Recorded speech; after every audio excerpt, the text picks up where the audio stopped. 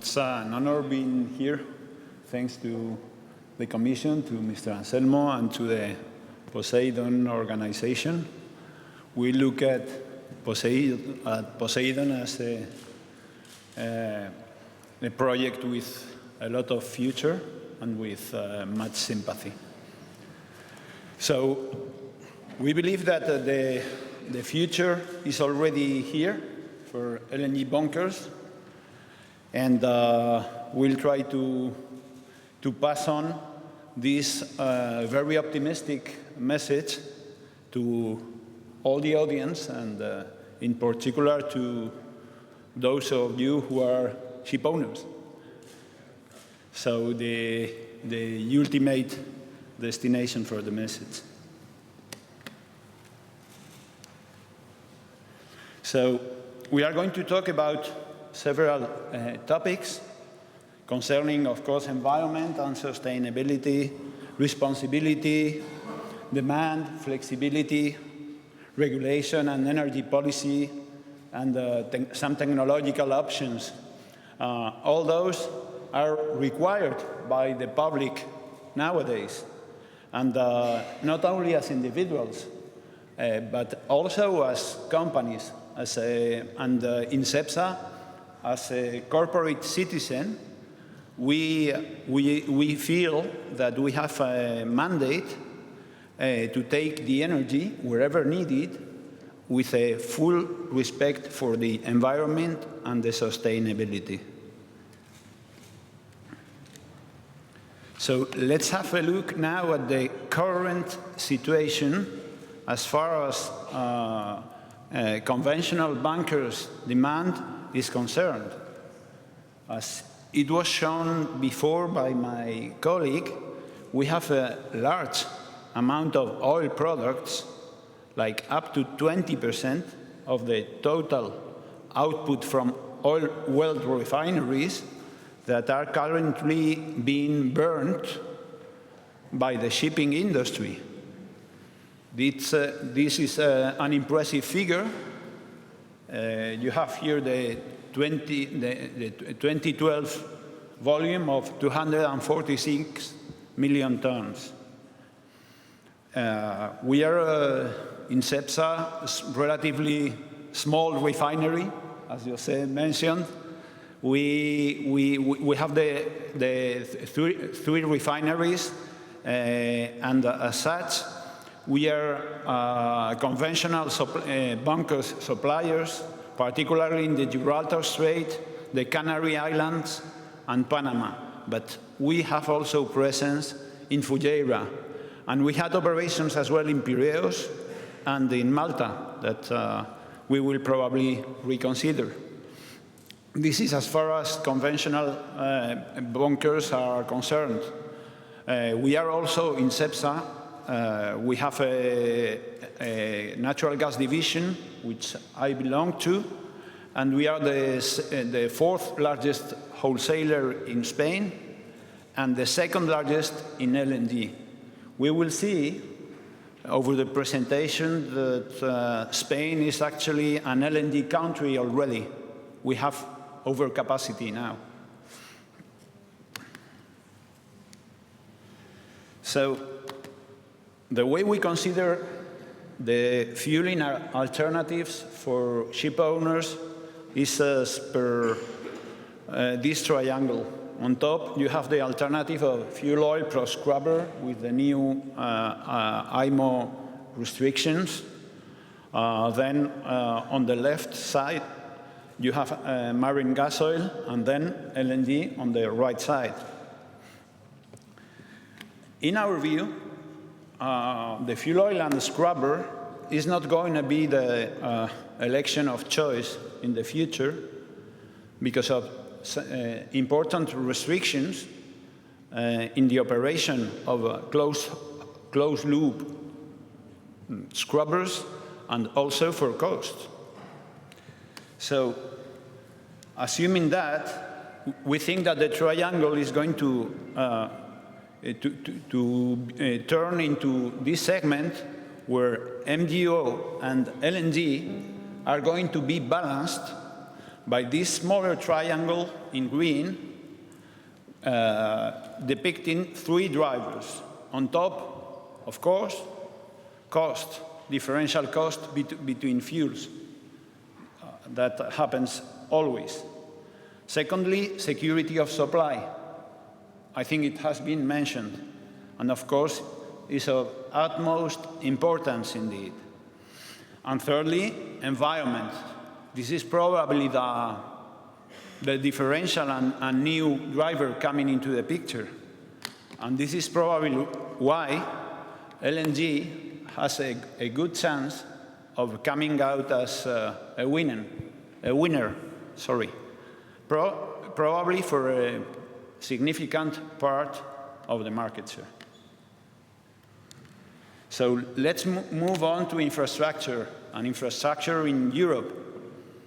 The green spots illustrate the LNG terminals all over Europe. We can clearly see the widespread network of the 20 LNG terminals so far.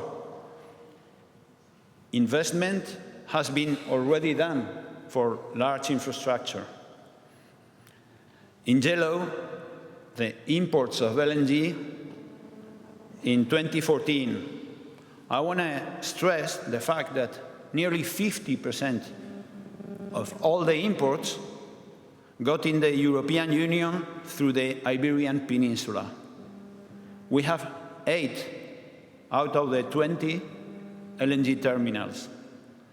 So that's why I mentioned Spain is an LNG country already.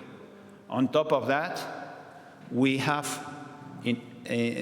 400 in excess of 400 small-scale inland terminals, industrial, particularly for cogeneration, and we deliver 45,000 trips a year of semi-trailers, so inland deliveries by truck. That means that currently we are very much in a position to deliver TTS today as many LNG bunkers as necessary in any port in Spain. Local standards have been developed in the last year. So we have both the products, the regulation in place, and also suppliers like CEPSA, but there can be others as far as trucks are concerned. Now, of course, we are not part of the SECA zone, therefore we are not as developed as the Northwest Europe countries in terms of barges. This is all we are still missing as far as LNG infrastructure necessary for bunkers is concerned in Spain. Let me share with you now what we consider to be the two main questions concerning LNG bunkers. How are they going to be affected by fuel prices on the one hand, and what the main challenges are for LNG to become the bunkers of reference on the other hand. So answering the first question, I think it's an easy answer. The spread or differential between gas oil and LNG will dictate the market share that LNG can achieve departing from zero, which is the current setup. Well, going to the right side of the pink arrow, we are finding larger spreads, which means that gas oil turns more and more expensive as compared to LNG. In such case, according to Boston Consulting Group, the range that LNG can achieve can go up to 27% for very favorable gas oil to LNG spreads or very expensive gas oil. The minimum range will start, according to the same consultants, at 5%. And what is impressive is that in 3 years, it has been increased from below 4% as the best scenario case. Just the base case scenario, or the most likely to happen, is considered here to be at 20%. There are a couple of reasons that I think that can partly explain this sudden increase in expectations. I think we have here the momentum, and on the one hand, some ship owners, leaders, have shown their interest to invest on dual-powered vessels, and on the other hand, the overcost for dual-powered or LNG vessels as compared to gas oil has been dramatically decreased in the past couple of years.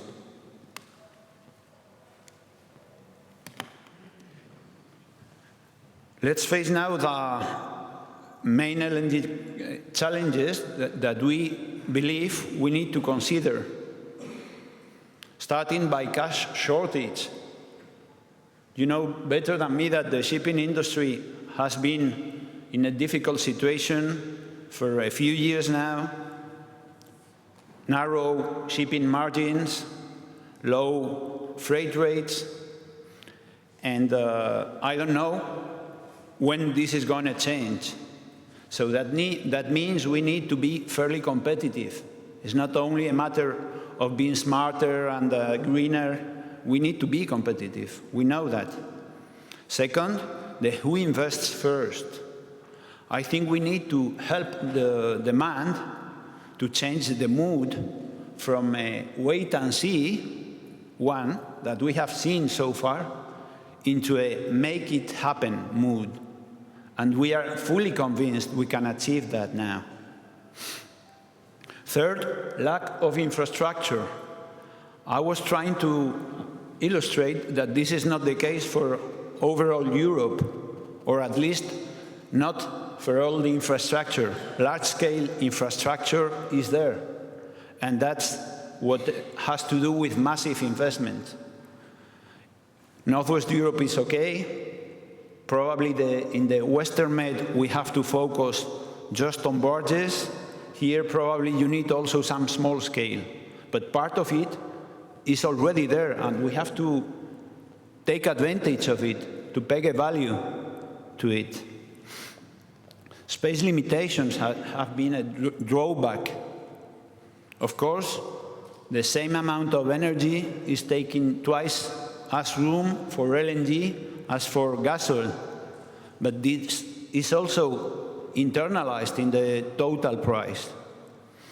Then regulations, both at the global scale. Restrictions on emissions have been passed, will keep being passed, and we have to also look at local regulations, standards for running safe operations of LNG ship-to-ship at ports. This needs to be worked out, but I am sure that when demand is there, the regulation will be already in place. We have the case in my country. We have been working it pretty fast. We have so much overcapacity. We need to offer it. And it's very simple, coming with local standards for truck-to-ship deliveries in ports. It's just a matter of months. Believe me, it's feasible. We'll get it done. Finally, training. We have also the pleasure to be part of the TNT, the TrainMOS programs, and we were presenting on streaming a couple of weeks ago to several universities. We have to spread the know-how. I think that a good departure point is the large-scale LNG industry. We have a long-standing track of both safety and efficiency, and we need very much to extrapolate that clear, immaculate track into small-scale port operations, ship-to-ship. We are on the way. Now, I will try to tell how to face these challenges. I think it's been shown before. We need a strong coordination and cooperation between... Okay, I will rush. I will rush. So we will climb faster the learning curve and reduce cost. It doesn't mean that each stakeholder needs to keep their own risks. For instance, the suppliers, we need to keep the price risk, and we are keeping that. So we are going to come out with some added value as LNG retailers through, first, our guarantee for a guarantee of supply. We have a diversified portfolio of LNG. And second, by guaranteeing a price risk, formula prices, linking the price to gas oil, if required. So what is the natural gas trends giving to our industry? There is a double convergence, in my view, in prices. In Europe, there is a hub-to-hub price convergence that has already taken place in Northwest Europe and will come also in Southern Europe in the coming years. That's thanks to the gas target model. So we will have a single price signal for all of Europe that's helping build up the prices for ship owners. On the other hand, at a global scale, LNG is providing the market with both flexibility and liquidity. And this is helping to have a global convergence between the three basins in the world. Therefore, LNG is becoming the price setter for the international markets. And I will just finish with some brief conclusions. LNG is a competitive shipping fuel and outstands as the most environmentally friendly among all fossil fuels. We have much of the investment in infrastructure in Europe already done. We have to take advantage of that. We, as LNG suppliers, are crucial players for ship owners to take their firm investment decisions on new LNG-powered vessels. And finally, the increasing weight of LNG in the markets is also helping the development of our new industry. Thank you very much.